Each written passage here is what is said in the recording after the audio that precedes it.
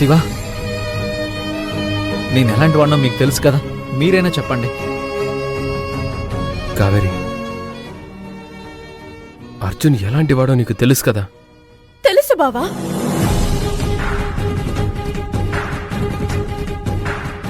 నాకే కాదు, మీకు కూడా అన్నీ తెలుసు కదా. తెలిసే మధ్యలోకి ఎందుకు వస్తారు? కావేరి, జరిగిన తప్పు ఆయనకి తెలిసి జరిగింది కాదు.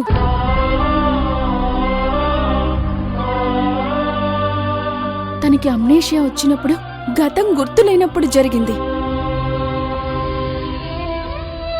నువ్వు కొంచెం సర్దుకోవచ్చు కదా.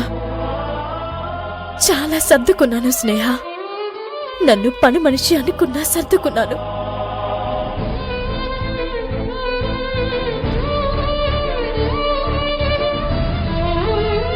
ఇంట్లోంచి బయటికి పొమ్మన్నా సర్దుకున్నాను.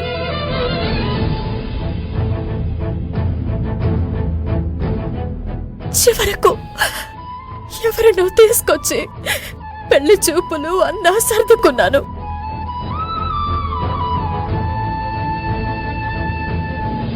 ఒక అమ్మాయిని ప్రెగ్నెంట్ ని చేసి నా తప్పేం లేదంటే ఎలా సర్దుకోను?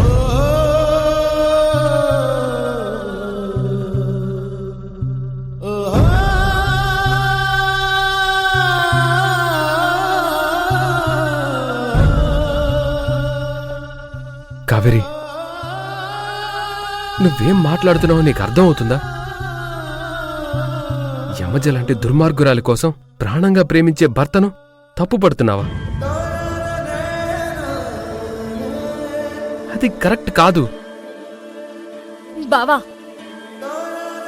ఇది నా జీవితానికి సంబంధించిన సమస్య. మీరు మాట్లాడకండి,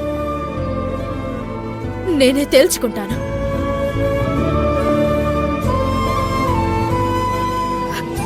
అర్జున్ బాబు, మీరు తప్పు చేసి అది తప్పు కాదు అంటే భరించే స్థాయిలో నేను లేను. తప్పు చేసిన వ్యక్తితో నేను సంసారం చేయలేను. కావేరి, వింటున్నాను కదా అని ఇష్టం వచ్చినట్టు మాట్లాడకు.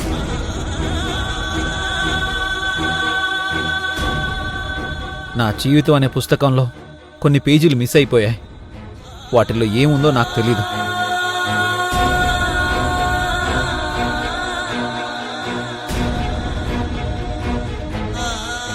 ఆ టైంలో నువ్వు భార్యవన్న విషయం అప్పుడు నాకు గుర్తులేదు.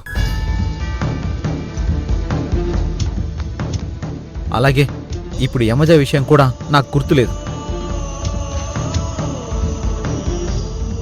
కావేరి, అర్జున్ గారు చెప్పింది కరెక్టే.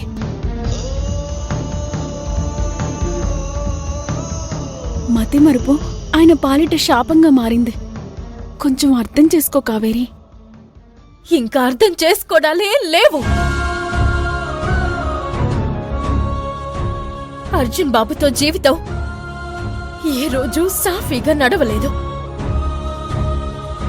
కష్టాలు బాధలే తప్ప సుఖపడ్డదే లేదు.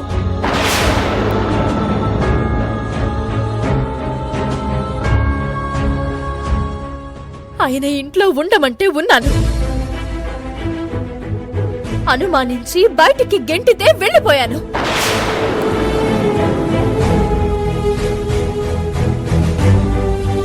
మళ్ళీ రమ్మంటే ఇంట్లోకెళ్ళాను. ఇంకా నా వల్ల కాదు. కావేరి, ఎందుకిలా అర్థం లేని మాటలతో చిత్రవద చేస్తున్నావు? నేను మాట్లాడితేనే మీకింత బాధగా ఉంది కదా. మీ చేతలకి నేనెంత బాధపడుతున్నానో తెలుసా? ఇక మీతో నేను సంసారం చేయలేను. ఇక ఎప్పటికీ నా కంటికి కనిపించకండి. గుండెలోనా సౌవడుందే, గొంతులోనా ప్రాణముందే, ఊపిరి మాత్రం ఉన్న పళంగా పోతున్నట్టుందే, ఉక్కిరి బిక్కిరి చేసే బాధే